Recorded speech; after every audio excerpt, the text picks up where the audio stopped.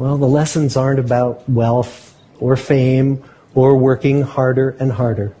The clearest message that we get from this 75-year study is this: good relationships keep us happier and healthier, period. We've learned 3 big lessons about relationships. The first is that social connections are really good for us and that loneliness kills. It turns out that people who are more socially connected to family, to friends, to community are happier, they're physically healthier, and they live longer than people who are less well connected. And we know that you can be lonely in a crowd and you can be lonely in a marriage.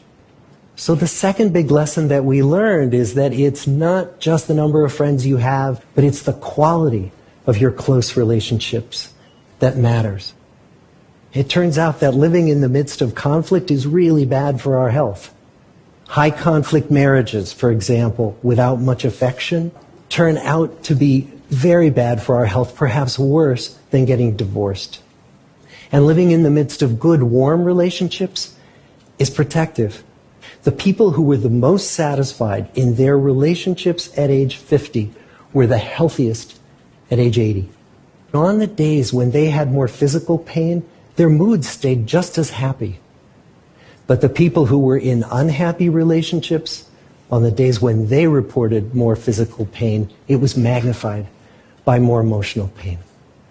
And the third big lesson that we learn is that good relationships don't just protect our bodies, they protect our brains.